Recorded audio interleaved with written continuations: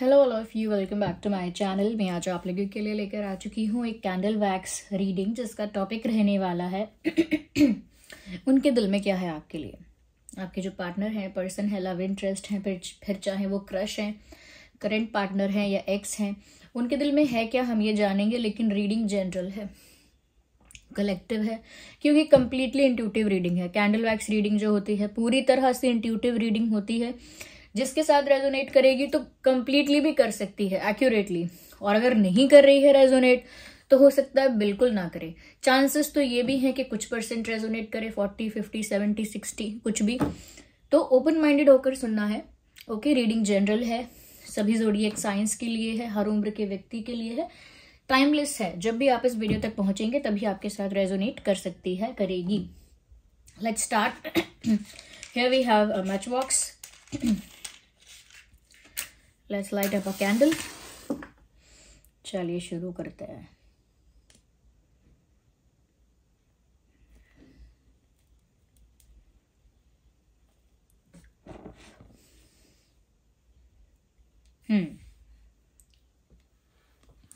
I hope you can see.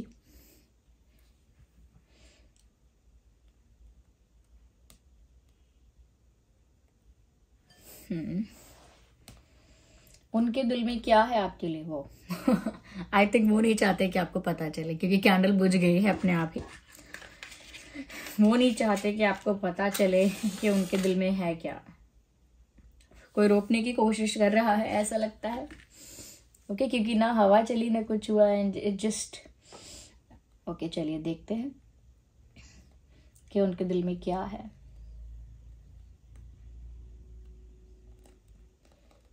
एक तरह का इंतजार तो दिखता है, क्योंकि सबसे पहले ऐसा लगता है कि कोई घड़ी है जिसमें कांटे हैं, यानी कि सुई है जो समय बताती है। मुझे लगता है कि किसी समय का इंतजार हो रहा है इस पर्सन की तरफ से। Yes, they are waiting for something.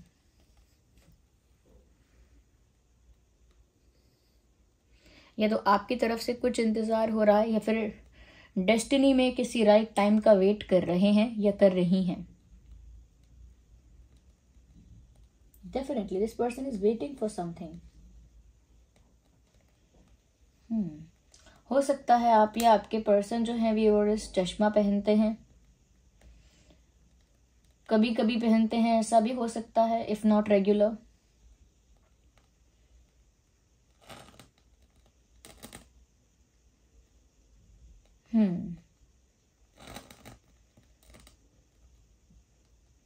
मुझे यहाँ पर ऐसा भी लगता है व्यूअर्स, कहीं ना कहीं एक थर्ड पार्टी का यहाँ पर रोल तो दिख रहा है। एक पार्टिसिपेशन, एक इन्वॉल्वमेंट मुझे थर्ड पार्टी का यहाँ दिख रहा है, जिसको लेकर इनके दिल में थोड़ा सा स्ट्रेस है। या this third party is not the love interest. ये थर्ड पार्टी जिसकी हम बात कर रहे हैं, ये कोई उनका लव इंटरेस्ट नहीं है। लेकिन ऐसा लगता है कि थर्ड पार्टी कोई ऐसी सिचुएशन है या कोई ऐसा पर्सन है जिसको लेकर इनके दिमाग में या दिल में स्ट्रेस बना हुआ है, एक एक टेंशन बनी हुई है।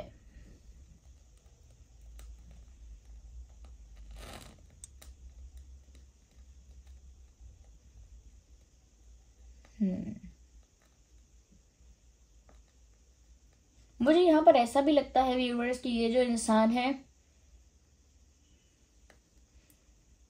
एक मास्क पहने हैं, जैसे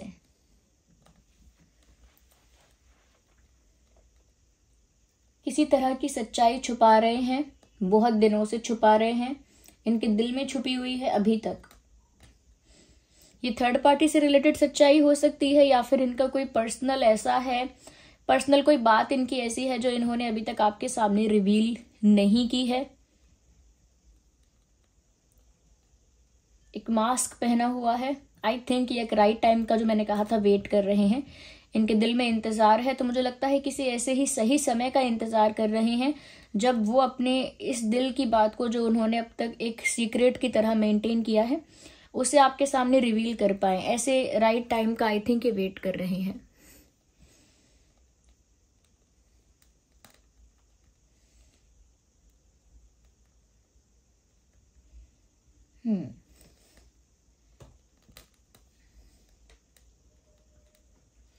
मुझे ऐसा भी लगता है व्यूअर्स कि ये जो थर्ड पार्टी सिचुएशन है वो आपके पर्सन को थोड़ा सा ना रिस्ट्रिक्ट और लिमिटेड करने की कोशिश करती है।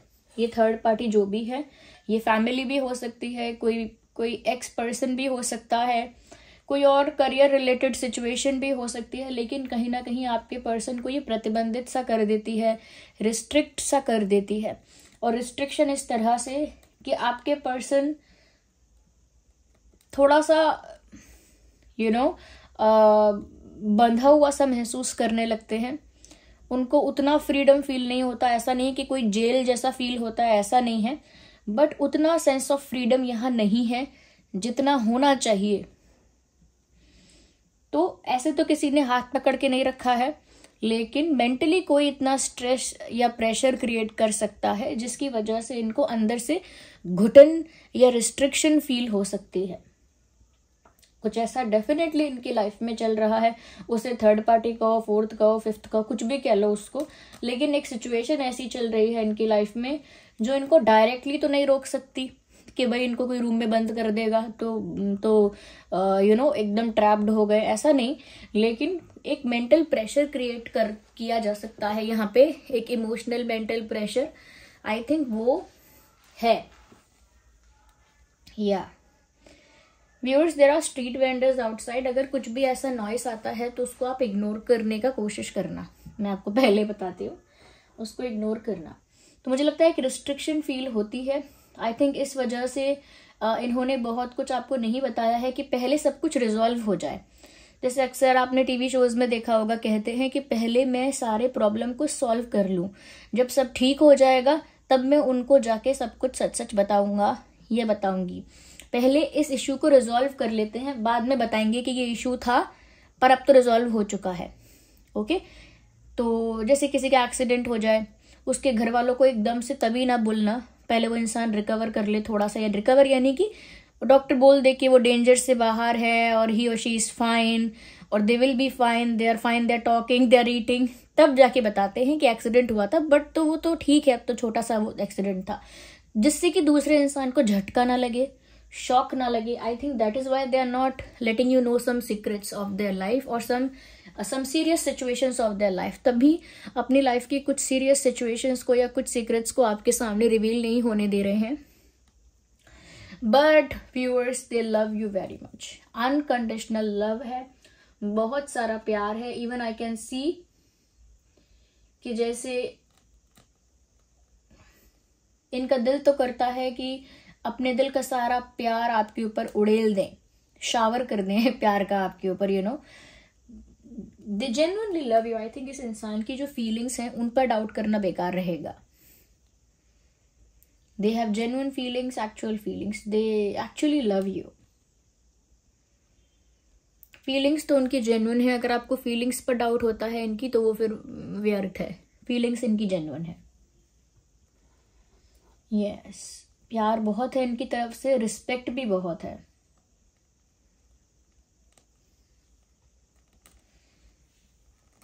प्यार और अट्रैक्शन पैरेलल चल रहे हैं, प्यार भी है अनकंडीशनल और अट्रैक्शन भी बहुत है ये दोनों चीजें साथ साथ आगे बढ़ रही हैं, प्यार भी है, अट्रैक्शन भी है।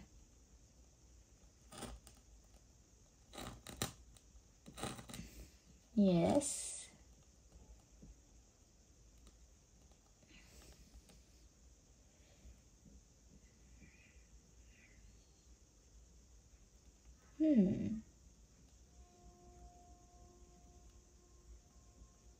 ओके।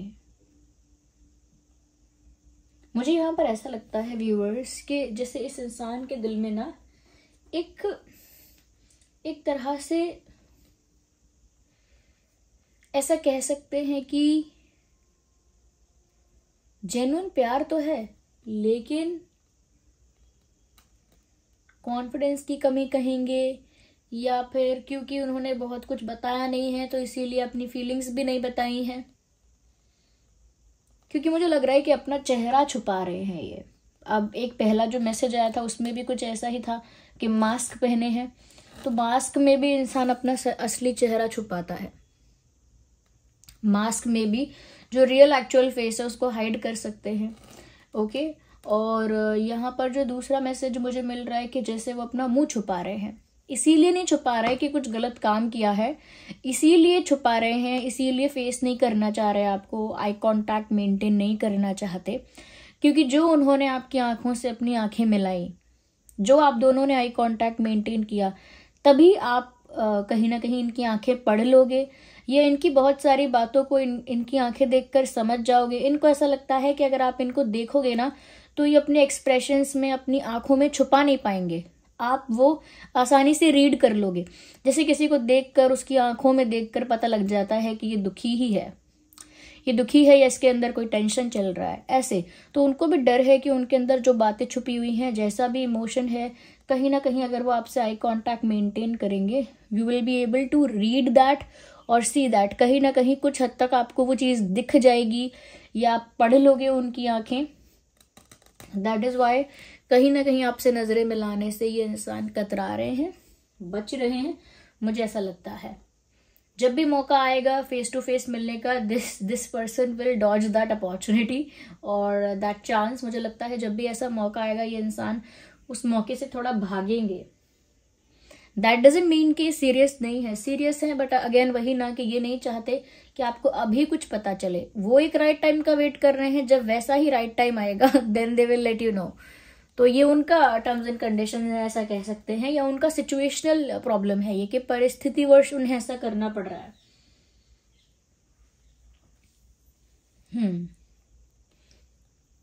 अच्छा, उन्हें काफी कॉन्फिडेंस इस बात पर है कि जैसा जैसा उन्होंने जैसा जैसा उन्होंने सोचा है वैसा वैसा हो जाएगा।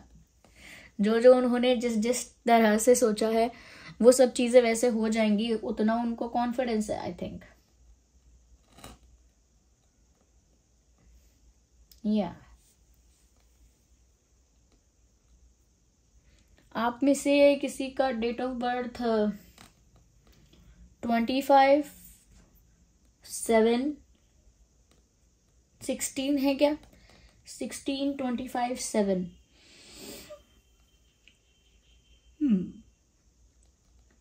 मूलांक 7 है क्या? मुझे ऐसा यहाँ पर चैनल हुआ है। अगर है तो व्यूअर्स, आपके जीवन में एक नई सुबह का आगमन होने वाला है। एक नई सुबह, एक ब्राइट फ्यूचर। ये अलग से चैनल हुआ है मुझे ठीक है, तो हो गया तो बता दिया मैंने। देखिए, क्योंकि इंट्यूटिव रीडिंग है, बहुत सारी बातें आउट ऑफ कॉन्टेक्स्ट भी चैनल हो जाती हैं, क्योंकि शायद वो आप में से किसी के लिए इम्पोर्टेंट होगा, शायद वो आप में से किसी को सुनना होगा, किसी के लिए मैसेज आया होगा स्पिरिचुअल रेल्म से वो मैसेज आया होगा। तो आई थिंक काफ़ी ऐसे लोगों के लिए ये है जिनका मूलांक 7 है, यानी 7/16/25 जिनका डेट ऑफ बर्थ है।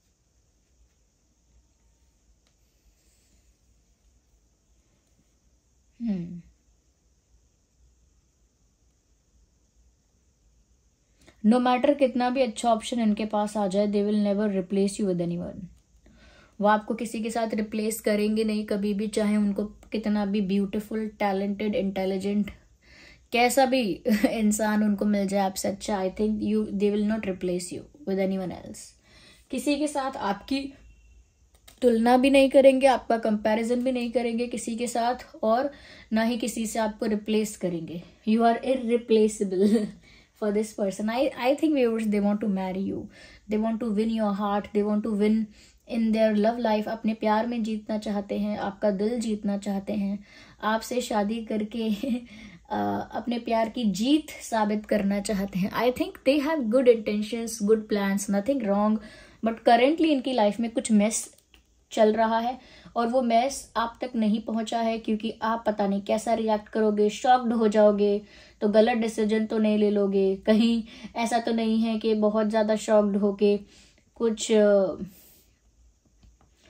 डिसीजन ले लो या बहुत रिएक्ट कर दो या समझ ना पाओ सिचुएशन को, तो वो पहले सिचुएशन को सॉल्व कर लेना चाहते हैं। या ऐसा ही यहाँ पर नजर आ रहा है मुझे। यहाँ पर अल्फाबेट ई नजर आ रहा है, ई फॉर एलिफेंट। वाई नजर आ रहा है, Y, CH T T, B for ball, B, okay, W, M, S, H, T, I, U, L, K, A, Y, A,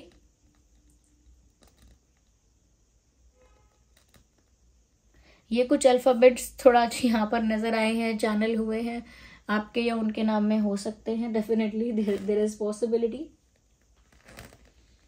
या मुझे ऐसा लगता है व्यूअर्स, आपके पर्सन थोड़ा दूर का सोचने की कोशिश कर रहे हैं। They are not living in a ये थोड़ा आगे का सोच रहे हैं, मतलब करंट सिचुएशन में पूरी तरह से स्टक नहीं है। They are also thinking about future and this person is not going away from you. ये आपसे दूर जा ही नहीं रहे हैं, इनका कोई ऐसा प्लान ही नहीं है। इनफैक्ट ऐसा लग रहा है वेट करना पड़ेगा तो वेट करेंगे, लेकिन आपके ऊपर गिव अप नहीं करेंगे, आपके ऊपर क्विट नहीं करेंगे। अपनी लाइफ से कुछ एनर्जी सकर्स को इनको निकालना पड़ेगा। कुछ एनर्जी सकर्स हैं, एनर्जी सकर्स ऐसे लोग होते हैं व्यूअर्स, जिसके साथ आप 1 घंटा बैठकर बात कर लो तो आपका सर दुखने लगेगा, या फिर आपको नींद तो नहीं कह सकते, लेकिन ऐसा लगेगा जैसे आपका बीपी लो हो रहा है या हाई भी हो सकता है। या जिससे बात करने के बाद घर आके थोड़ा घबराहट लगेगी, ऐसा लगेगा थोड़ा glucose P low, Glucon D वगैरह वगैरह, थोड़ा नींबू पानी पियो थोड़ा ऐसा लगेगा। या फिर जिसके साथ 1 घंटे बात करके थोड़ा सर हैवी हो जाएगा। या ये छोटे मोटे साइंस बता रही हूँ आपको। ऐसे लोग एनर्जी सकर्स होते हैं जो आपकी एनर्जी को कंज्यूम कर लेते हैं, जान के नहीं करते हैं। उनकी एनर्जी इतनी डाउन होती है कि अगर हाई एनर्जी वाला कोई उनको इंसान मिलता है तो अपने आप वो एनर्जी कंज्यूम वहां से करने लगता है। जैसे दीमक होता है लकड़ी पर चढ़कर लकड़ी को पूरा खत्म कर देता है, अपना पोषण करता है, वैसे ही एनर्जी सकर्स होते हैं। I don't know why I am laughing today a lot इतना क्यों हंस रही हो? तो ठीक है, मुझे ऐसा लगता है कि एनर्जी सकर्स को इन्हें अपनी लाइफ से एलिमिनेट करना होगा। अगर ये नहीं करेंगे तो एक थर्ड पार्टी का प्रॉब्लम सॉल्व होते ही कोई नेक्स्ट प्रॉब्लम स्टार्ट हो जाएगा। इनको ऐसे नेगेटिव लोगों को लाइफ से रिलीज करना होगा। अगर आप इनकी लाइफ के कुछ ऐसे नेगेटिव लोगों को जानते हैं जो एनर्जी सकर्स हैं तो आप बताइए कमेंट्स में कि हाँ ऐसा है कि नहीं सच में। क्योंकि मुझे यहाँ पर ऐसा नज़र आ रहा है। और इनकी लाइफ में जो एनर्जी सर्कल्स हैं वो इनके लाइफ में अगर कोई ट्रांसफॉर्मेशन या चेंज भी आ रहा होता है उसको भी रोक देते हैं। मुझे ऐसा लगता है आपके पर्सन का एफर्ट भी ना कांस्टेंट नहीं है। ये फील तो बहुत अच्छा करते हैं आपके लिए, लेकिन इनका एफर्ट जो है ना वो कंटिन्यूस एफर्ट नहीं है। जैसे मतलब 1 महीने तो बहुत ऐसा दिखाया कि बहुत अवेलेबल हैं, बहुत एक्टिव हैं आपको लेकर, और अगले महीने गायब। अगले महीने कुछ दिख ही नहीं रहा है, अगले महीने ना कोई एफर्ट दिख रहा है, अगले महीने ना कोई इमोशन दिख रहा है, ना कुछ एक्टिवनेस दिख रही है, कुछ नहीं दिख रहा। तो मुझे लगता है इनका एक सीजनल जैसा है कि जैसे बरसात बाहर निकल आना फिर गर्मी चले जाना, सर्दी चले जाना। ऐसा मतलब मैं मौसम के हिसाब से नहीं कह रही हूँ, एग्जाम्पल देके बोल रही हूँ कि इनका मौसम जैसा हाल है कि तो एक माह ऐसा होता है कि वो आके सब कुछ करना चाहते हैं, अच्छी अच्छी बातें कर देंगे, और 1 माह ऐसा निकलता है कि वो खुद गायब हैं, खुद कंफ्यूज हैं। तो आई थिंक ये इनकी पर्सनालिटी नहीं है, पर सिचुएशन की वजह से अपने आप को ऐसा इन्होंने बना लिया है। I think this is not their reality, but they are very protective about you. ऐसा लगता है कि जैसे अपने बच्चे की तरह आपको प्रोटेक्ट करना चाहते हैं वो, या चाहती हैं वो।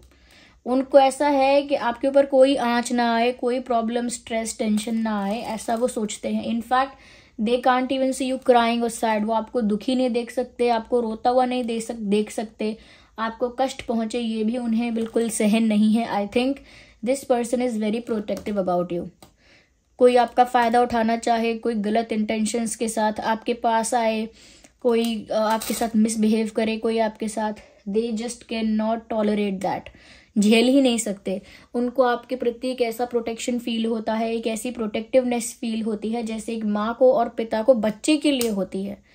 Okay, you are like their child. I think ऐसा लगता है इनके अंदर बहुत प्रेम तो है आपके लिए, स्वच्छ निर्मल प्रेम है, और खुद को उन्होंने अकेले सब कुछ झेलने वाला समझ लिया है कि मैं अकेले सारे बैटल्स को फाइट कर लूंगा, कर लूंगी, और then I will show up. फिर मैं बताऊंगा, दिखाऊंगी, समथिंग लाइक दैट। या मुझे ऐसा भी लगता है किसी इंसान से मुलाकात होने वाली है व्यूअर्स आपकी, या तो कोई नया इंसान आपको मिलेगा जिससे आपकी फ्रेंडशिप होगी। ये इस रीडिंग से थोड़ा अलग चैनल हो रहा है, थोड़ा आउट ऑफ कॉन्टेक्स्ट साउंड करेगा आपको, लेकिन ऐसा मुझे महसूस हुआ है, लग रहा है कि कोई किसी नए पर्सन की एंट्री हो सकती है, या कोई एक ऐसा पर्सन जिसको आप पहले, बहुत पहले जानते थे, फिर out of contact, out of touch हो गए थे, लेकिन फिर ऐसे इंसान से आपकी मुलाकात या बातचीत हो सकती है, या आपके संपर्क में आ सकता है कोई ऐसा इंसान। तो मुझे लगता है किसी पर्सन की एंट्री तो हो रही है यहाँ पे। अभी से ये नहीं बोलूंगी कि वो रोमांटिक इंटरेस्ट है कि क्या है, लेकिन किसी की एंट्री हो रही है। या so this was the reading. Okay, थोड़ा सा हम डिवाइन गाइडेंस आज हम लेंगे कि क्या गाइडेंस है। Wait a second viewers.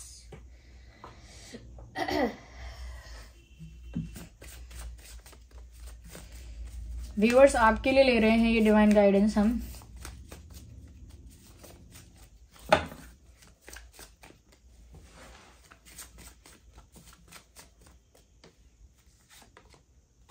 Look for a sign. देखिए, जो भी आपके एंसेस्टर स्पिरिट्स हैं, डिवाइन एंजल्स हैं, आपके गार्जियन एंजल्स हैं, जिस भी भगवान पर आपको विश्वास है, वो आपको कोई साइन देने की कोशिश कर रहे हैं।